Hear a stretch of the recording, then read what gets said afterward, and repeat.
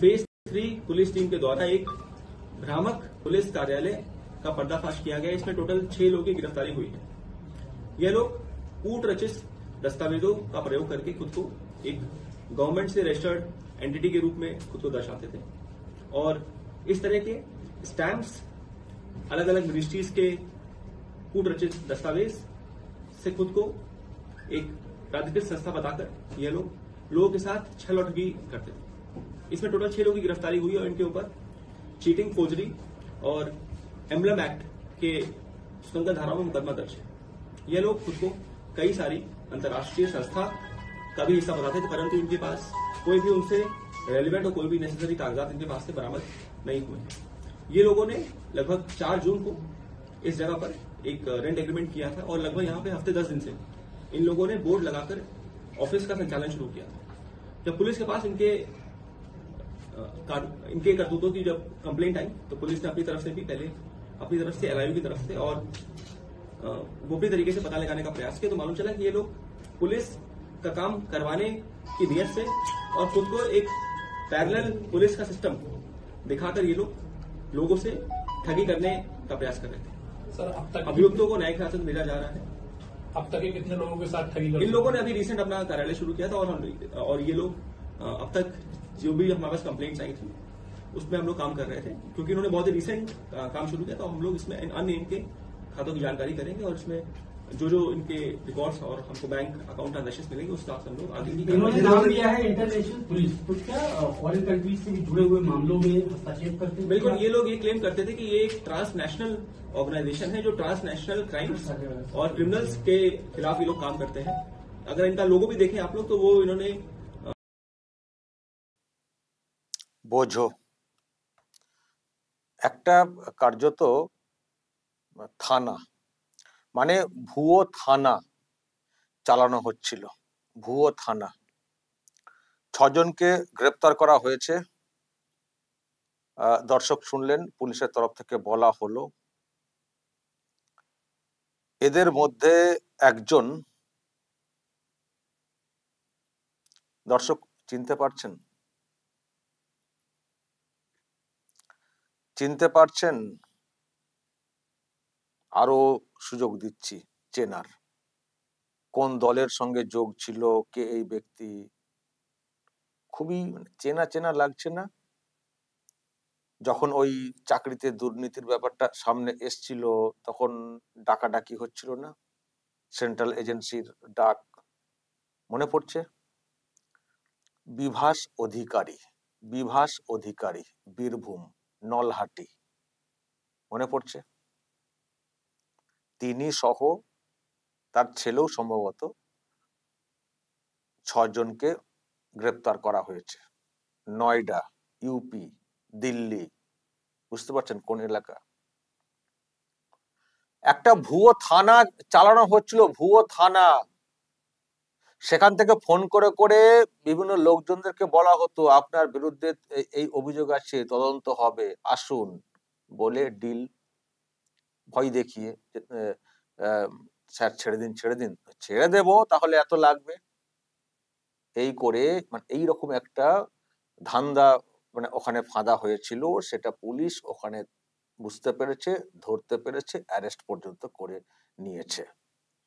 তো এই বিভাস অধিকারী যার ছবি দেখছেন টিএমসির নেতা ছিলেন, সম্ভবত নলহাটি 1 নম্বর ব্লকের সভাপতি ছিলেন টিএমসির। তারপরে যখন ওই বিতর্ক তৈরি হলো চাকরিতে ব্যাপার নিয়ে বা দুর্নীতির ব্যাপার নিয়ে, তারপরে হঠাৎ করে পদত্যাগ করলেন, মানে দল থেকে সরে গেলেন, প্রাক্তন হলেন, তারপর নতুন দল গঠন করলেন, কত কি সব হলো, কত কি সব হলো। তার আগে উনি কিন্তু টিএমসির একেবারে ছত্র ছায়াতে ছিলেন। ওনার সব কত কি আছে, বিএড কলেজ আছে, আয়ুর্বেদিক কলেজ আছে এবং নয়ডাতেও নাকি আছে, অনেক সব সম্পত্তি, প্রচুর সম্পত্তি। ওনার কিসের এত আয় এই নিয়ে প্রশ্ন ছিল। কোনো নেতার টাকা পয়সা ওনার কাছে ইনভেস্ট করা আছে কিনা সেটা নিয়েও প্রশ্ন তৈরি হয়েছিল। তো এইসব নিয়ে অনেক বিতর্ক তৈরি হয়েছিল। তো আজকে যে খবরটা সামনে এসছে, এই বিভাস অধিকারী সহ অনেককে গ্রেপ্তার করা হয়েছে, মানে এবং তাদের সব মানে পশ্চিমবঙ্গের মানে ঠিকানা, পশ্চিমবঙ্গের বাসিন্দা এটাও বলা হয়েছে ওখানে পুলিশের তরফ থেকে। যে এদেরকে এই কারণে গ্রেপ্তার করা হয়েছে যে একটা ফেক প্যারালাল একটা পুলিশিং সিস্টেম চালানো হচ্ছিল, সেখান থেকে ওই ফ্রড করা হতো, মানুষকে ভয় দেখানো হতো, টাকা পয়সা সেখান থেকে আদায় করা হতো। এই হচ্ছে কারবার। ভাবুন দর্শক। আচ্ছা, এটা বাংলা বাঙালির সম্মানহানি হয় না? এই যে বাংলা বাঙালি করে সব চিৎকার করছে শাসক, এতে সম্মানহানি হচ্ছে না? বা এটা নিয়ে প্রতিবাদ করবে না টিএমসি? কেন গ্রেপ্তার করা হলো? বাংলাতে কথা বলছেন বলেই গ্রেপ্তার? বলবে না টিএমসি? এখন তো কিছু পেলেই তো টিএমসি বলতে শুরু করে দেয়, পুলিশ গ্রেপ্তার করেছে, আটক। এটার আবার কোনো কারণ খুঁজে বের করবে না তো? হ্যাঁ, দেখা যাক কি করে আগামী দিনে। প্রিয় দর্শক, আমি শফিকুল ইসলাম এবং আপনারা দেখছেন আরামবাগ টিভি। কি বলবেন, এ বাংলার সম্মান কি রাখছেন? দেখুন, যতই টিএমসির প্রাক্তন হন না কেন, টিএমসির মানে সঙ্গে যেভাবে ওনার বেড়ে ওঠা, ওনার যা সব কাজকর্ম, প্রাক্তন বললে হবে নাকি? প্রাক্তন হয়তো নামেই প্রাক্তন, উনি অন্য একটা দল ঘোষণা করেছিলেন, তার তো কোনো বিস্তার দেখছি না। মানে ওটা হতে পারে, ওটাও একটা কৌশল।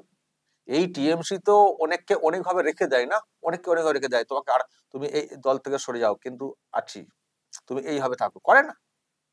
বোঝেন না? এই যাদেরকে দেখবেন সাসপেন্ড করে দেয়, দেখবেন তার সঙ্গে ফের যোগাযোগ, আবার দেখবেন যে কোনো দিন চলে এলো, নিয়ে আসা হলো দলেতে। এদিকে দেখবেন পার্থ চ্যাটার্জিকে সাসপেন্ড করা হয়েছে, কিন্তু যখন ওনার বিরুদ্ধে অ্যাকশনের কোনো ব্যাপার আসে, বিচারের কোনো ব্যাপার আসে, আরো অনেকের ক্ষেত্রে দেখবেন বলছে দল জিরো টলারেন্স। আর যখন দেখবেন কারোর বিরুদ্ধে বিচার পর্বের কিছু বলা হচ্ছে, তখন সরকার পারমিশন দিতে চায় না, অনুমতি দিতে চায় না, বা কোঅপারেশনের যে ব্যাপারগুলো সেগুলো করতে চায় না। ফলে এদের সব ছলনা থাকে, প্রাক্তন বলা হচ্ছে, কিন্তু প্রাক্তন সবাইকে ভাবতেও আমরা পারি না, সবাইকে সত্যিই প্রাক্তন, সত্যি তিনি দলটা ত্যাগ করলেন এরকম না। এর পেছনে অনেক অনেক ছলনা থাকতে পারে, সেটা আমরা অনেক ক্ষেত্রে আমরা বুঝতে পারি, কোথাও আন্দাজ করতে পারি। তো যাই হোক, এখন প্রাক্তন তৃণমূল নেতা বলা হচ্ছে বটে, কিন্তু যে ধরনের কাজ কারবার, ফেক কাজ কারবার, ভুয়ো কাজ কারবার, এ কি প্রাক্তন? এটা টাটকা তৃণমূল নেতাদের থেকেও মানে বড় অ্যাক্টিভ ভূমিকা দেখতে পাচ্ছি। পুরো ভুয়ো থানা চালানো হচ্ছিল, ভাবুন দর্শক। নয়ডা ওইসব এলাকা, ইউপি, দিল্লি ওইসব এলাকাতে ফেক থানা চালানো হচ্ছিল, সেখান থেকে টাকা পয়সা মানে সব আর কি মানে তোলার চেষ্টা হচ্ছিল সেখান থেকে। দর্শক, তো কি বলবো, আমি শুধু ভাবছি টিএমসি লোকেরা এটাকে কিভাবে ব্যাখ্যা দেবেন। এই তো সদ্য সামনে এসছে, এখন টিএমসি লোকেরা এটা কিভাবে বাংলা বাঙালি অ্যাঙ্গেলে কিভাবে বিবাস অধিকারীদেরকে ওখান থেকে বাঁচিয়ে আনবেন, আমি শুধু এটা ভাবছি। কিছু হলেই তো বলে না যে মানে বাংলায় কথা বলছেন বলে পুলিশ অ্যারেস্ট করেছে, তো এটার ক্ষেত্রেও বলুক কিছু একটা। মুম্বাই একজন মারা গেছে মানে মেরে ফেলা হয়েছিল, স্বামী স্ত্রীর মধ্যে গন্ডগোল। তো পরে একটা অভিযোগ এসেছিল যে স্বামীর একটা এই ওয়াইফের একটা সম্পর্ক ছিল কারণ কোনো একজনের সঙ্গে, তার জের। তো যে খুন করেছে তাকে গ্রেফতার পর্যন্ত করা হয়েছে। সেটাকে নিয়ে মুখ্যমন্ত্রী দুদিন আগেও দেখছিলাম বলছিলেন কুচি কুচি করে কেটে ফেলা হয়েছে, বস্তাবন্দি করা হয়েছে। আরে কি কারণ, কি ব্যাপার, আপনি খোঁজটা নিয়ে দেখুন ভালো করে।